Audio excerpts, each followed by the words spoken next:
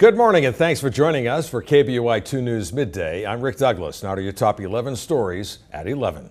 A verdict could come any time now in the trial of 33-year-old Fazladin Kurbanov. He's the Boise man accused of supporting a terrorist group and plotting a bomb attack inside the U.S. If convicted, Kurbanov will face up to 15 years for each of 2 conspiracy charges and for 2 counts of attempted support of a terrorist group. A 5th charge carries a sentence of up to 10 years in prison. The jury began deliberations yesterday afternoon. Although there were several small lightning spark fires overnight, the major concern this morning is the expanding soda fire in the Oahe Mountains north of Cow Creek. As of last night, at least 6,500 acres were burned. The BLM now confirms lightning is to blame. The flames are moving toward Sucker Creek Reservoir, but no structures are threatened. Just as it was recovering from an historic salmonella outbreak, there's more bad news for the Boise Co-op. Health inspectors have found new food handling violations, and the barrage of bad news is beginning to affect the way the co-op is being perceived. After the first incident, you would have thought they would have bent over backwards to not let this happen a second time. The co-op's manager says they'll have to redouble their efforts in order to regain customers' trust. And if necessary, he says he'll personally monitor employees working in the deli area to ensure that they're following the rules. A Nampa man will serve prison time for injuring his own child. Yesterday, the judge sentenced 22-year-old Adam Ortega to serve 10 years. He won't be eligible for parole for the first 2 years. Ortega was convicted of repeatedly abusing his son. X-rays showed the baby had several fractures and 9 broken ribs.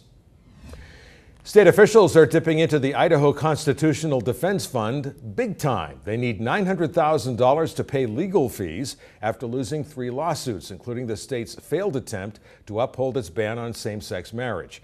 Governor Otter says he'll ask for another $700,000 from the legislature to replenish the defense fund.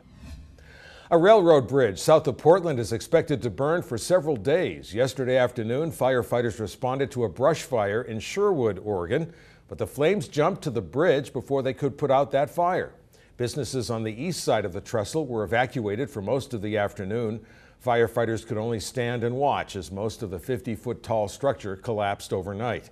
Residents are being asked to keep windows closed due to heavy smoke in the area. In Ferguson, Missouri, police last night arrested nearly 24 people during a 4th consecutive night of demonstrations. They were held to mark the anniversary of the fatal shooting of 18-year-old Michael Brown, a black teenager. The shooter, a white officer who has since left the force. Hillary Clinton is pitching her plan to make a college education more affordable. At a town hall in New Hampshire on Monday, the presidential candidate proposed steps to cut the cost of 4-year public schools, cut student loan interest rates, and make 2-year community colleges tuition-free. No family and no student should have to borrow to pay tuition at a public college or university. The $350 billion plan includes federal incentives for states that invest more in higher education and take steps to lower student costs. Some Republicans argue that more financial aid would actually raise the overall cost of tuition. In business news, a major restructuring for Google. It will now be under a newly formed entity called Alphabet. Alphabet will be the umbrella company not only for Google, but also other companies working on a driverless car and delivery drones. Google's co-founders will run Alphabet, with Google itself getting a new CEO. Japan is restarting one of its nuclear power plants for the first time in 2 years, but it's coming amid significant public opposition. Crowds demonstrated outside the Sendai nuclear power plant in southwestern Japan earlier today. It is the first plant to reopen since the country implemented stricter safety standards aimed at preventing another meltdown like the Fukushima disaster. In California, police were in pursuit of a man flying a motorized glider over a prison complex. He was quickly pursued by a sheriff's helicopter. At the time, officers believed the man had dropped contraband.